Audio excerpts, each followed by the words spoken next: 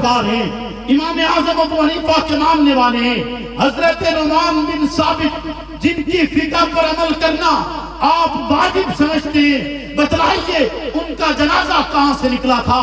کیا ان کا جنازہ کسی درسگاہ سے نکلے، کسی حجرے سے نکلے، کسی مزار سے نکلے، کسی خانقاہ سے نکلے؟ کہاں سے نکلا؟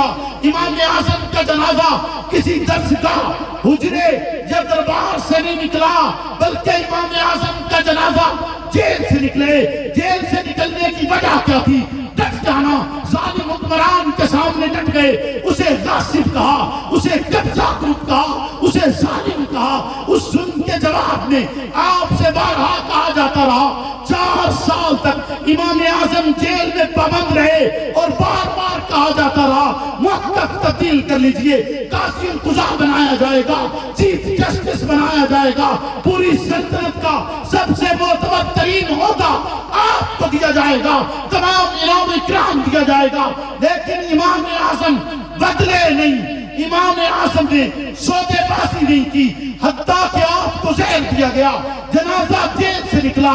جب جیل سے جنازہ نکلا، محض جنازہ نہیں نکلا، ساتھ وصیت بھی نکلی۔ وصیت کے الفاظ یہ تھے، مجھے عام مسلمانوں کے قبرستان میں دفن مت کرنا، کیونکہ اس کی جگہ کو بادشاہ وقت نے غصباً قبضہ کر کے اس پر قبرستان کے لیے وقف کیے، قبرستان بنائے۔ جب وصیت کو بادشاہ وقت دیکھتے تو دیکھتے ہوئے کہتے ہیں کہ آئے امام اعظم تو چلا تو گیا، نعمان بن ثابت تو دنیا سے چلا گیا، لیکن جاتے جاتے بھی مجھے غاصب لکھے، جاتے جاتے بھی مجھے ظالم لکھے، جاتے جاتے ہی مجھے قبضہ گروپ لکھے، جاتے جاتے بھی تو نے میرے ستم کو آشکارا کیے، یعنی تو نے بتلائے کہ امت کے افراد جو تیرے نقش قدم پر چلیں گے وہ ڈٹے رہیں گے، جھکیں گے نہیں۔ نعرہ تکبیر، نعرہ تکبیر،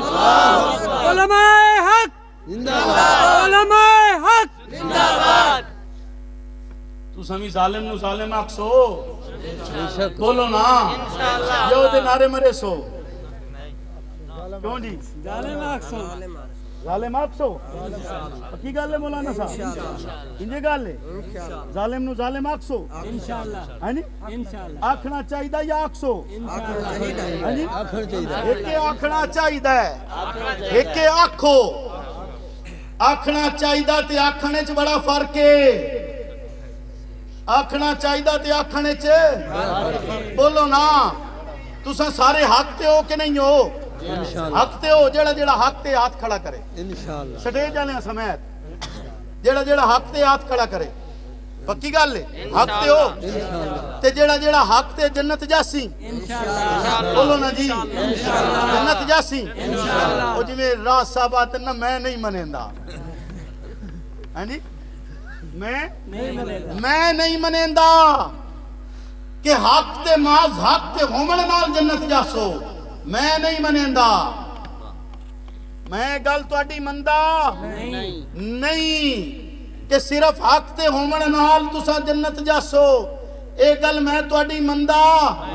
تسا آکسو اے کی میں ہو گیا بھی ایسا حق تے بھی ہو گئے تے جنت بھی نہ جاویے، بولو نا، حق تے بھی ہوئیے تے جنت بھی نہ جاویے۔ میں تو اڈی گل مندہ کہ محض حق پر ہونے سے جنت ملے گی۔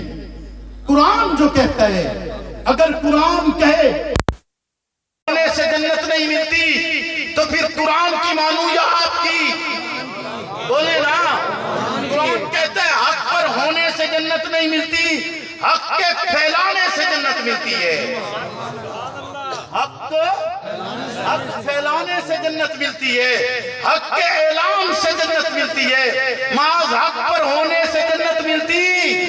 بولیے نا، اللہ نے اعلان نہیں کیا قالوا ربنا اللہ، کہو ربنا اللہ، میرا رب اب اللہ ہے۔ جب یہ کہہ دیا پھر آگے کیوں کہا ثم استقاموا؟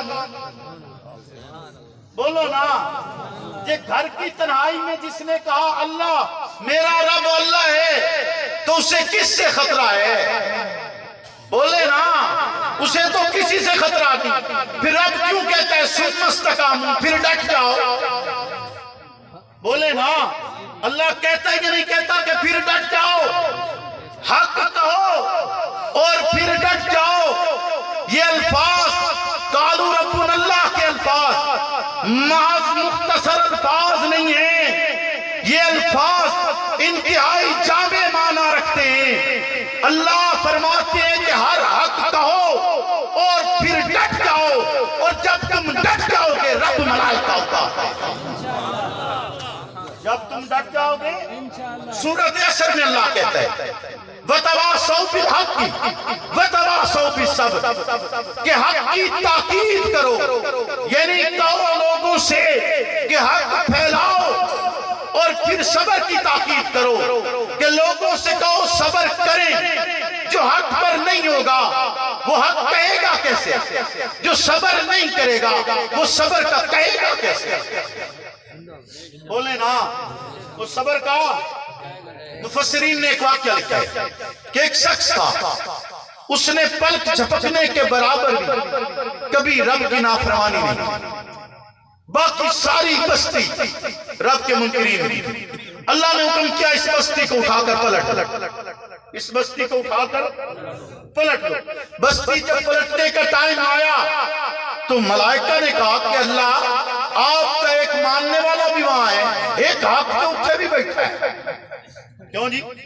ایک حق کا لا اتھے بھی بیٹھا ہے جس پلک جھپکن دے برابر بھی. اور جوید صاحب آکھے پہ کرسی تے بیٹھا ہے، ایک حق کا لا اتھے بھی بیٹھا ہے. اور پلک جھپکنے کے برابر بھی اس نے گستاخی آپ کی نافرمانی کی.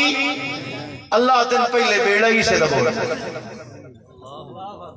پہلے اسی کو اٹھاؤ اور آسمان سے زمین پر پھینکو کہ اس کے سامنے میری نافرمانی ہوتی رہی اور یہ چپ رہا، ظلم ہوتا رہا اور یہ چپ رہا، زیادتی ہوتی رہی اور یہ چپ رہا.